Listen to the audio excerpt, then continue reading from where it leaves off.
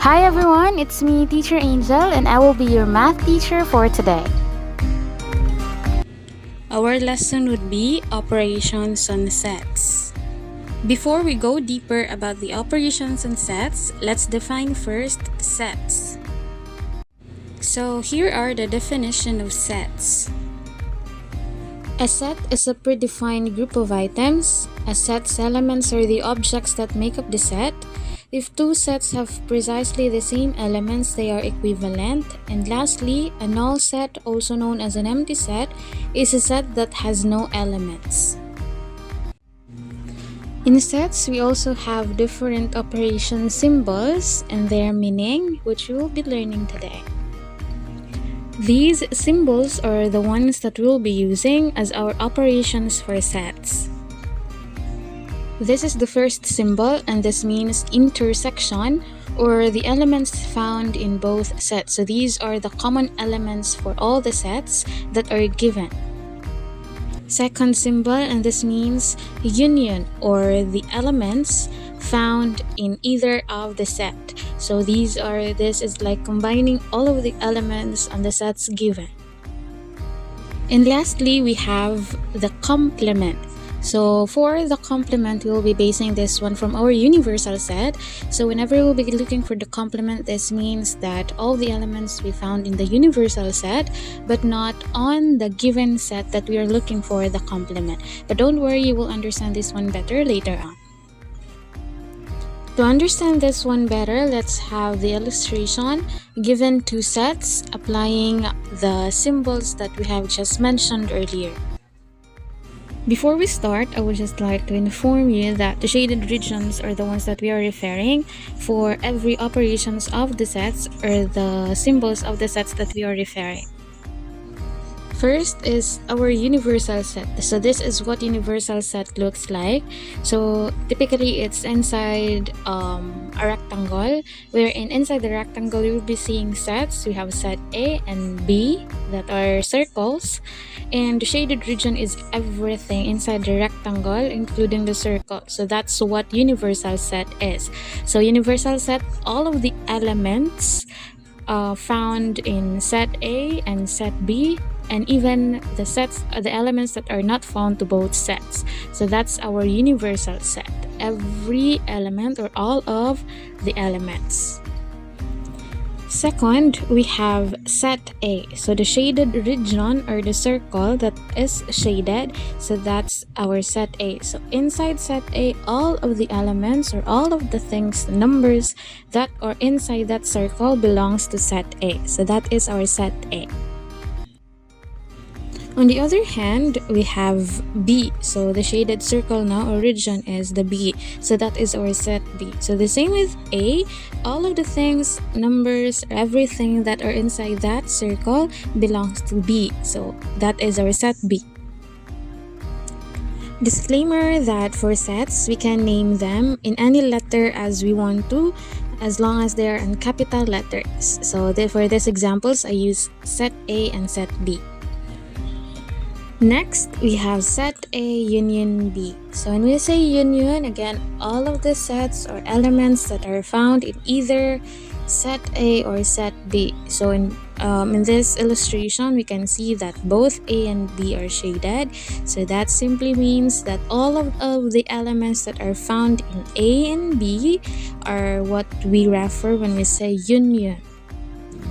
And then we have our intersection of sets. So as what you can see, the shaded region is in between A and B. So these are the elements that are common between A and B. So that's intersection. Since we're done with union and intersection, let's move on to complement. Again, we have to always remember that when we will be talking about complement, we will be involving our universal set, like what is shown here for set A complement. So complement are written, it's like an exponent form, it's above the set given, or the given set. So for this one, for set A complement, so as what you can see, the shaded region is everything excluding our set A, because these are the elements found in our universal set but not in our given set, which is A. The same also with set B complement, so everything in the universal set excluding our set B. So you can see there that everything is shaded except for B, because our elements for B should not be included when we talk about complement. So that's it for identifying the complements for each set. But how about if we will be looking for the complement of either the intersection or the union of the sets? Like in this one, we are looking for the complement of the union of set A and B. So we all know earlier that when we talk about union, this means we are shading everything in A and B. But for this one, since we are talking about the complement, so which means these are the elements that are not found in the union, but in the universal set. So everything in the rectangular are shaded except for the circles, which are our given set. So that's our set A union B complement.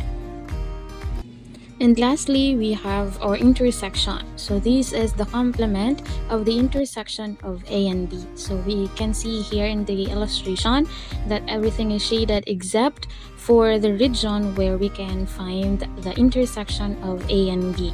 So all of the elements excluding the intersection of A and B, that's what we refer for set A intersection B complement. So that's how we illustrate the elements for each set, and also using the symbols for sets or operations for sets. Now it's time for us to apply using the given examples here. We have our universal set, which is represented by U. We have our set A and set B. So these sets already have elements, so it will be easier for us to understand better if how these operations are identified, or how do we look for the elements applying the operations for sets. First thing we do is we'll be plotting these elements in the diagram, like the illustration in identifying or showing the operations and symbols for sets. In plotting the elements in our diagram, we will be using our universal set. So we will be plotting each element of the universal set into the diagram. But we have to consider if the element is seen in A or B, or both A and B. If the number is found in both A and B, we'll be putting that one in the middle, or the intersection of the sets. For the first number of our universal set is 1. So we will be considering 1 that is seen only in A, set A. So since we can only see that one in set A, so we will be putting that one in A. For you not to get lost, just follow the red labeled text. So that's what we are referring. Let's proceed to the next number, which is 2. So 2 can only be seen in set B, so that's why it's only placed on B. Then 3, which is found in both set A and B, so we'll be putting that one in the middle. And then 4, since we can only see 4 on the universal set and it is not found in A and B, so we will be putting that one outside A and B. So it can be in any area in the rectangle as long as it's not inside A or B. Next is 5. So since 5 is seen both in A and B, so we'll be putting that one in the middle, or the intersection. Then 6 is seen only on A, so we'll be putting that one on A only. Then 7 is on B only. And then 8 is in A only. And then 9 is, since 9 cannot be seen as well in both A and B, so we'll be putting that one outside the set A and B. The same with 4. So that's how we plot the elements in the diagram. And now let's find this given problem here using the operations on sets. Number 1, A intersection B. So look at the diagram above, that for intersection, this is in between A and B. So we can see that the shaded region, the elements that are found there are 3 and 5. So those are the elements for A intersection B. Number 2, A union B. So as what is shown in the diagram above, so the shaded region, those are the elements for our A union B. So in our given example, the elements inside the shaded region are 1, 2, 3, 5, 6, 7, and 8. So those are the elements for A union B.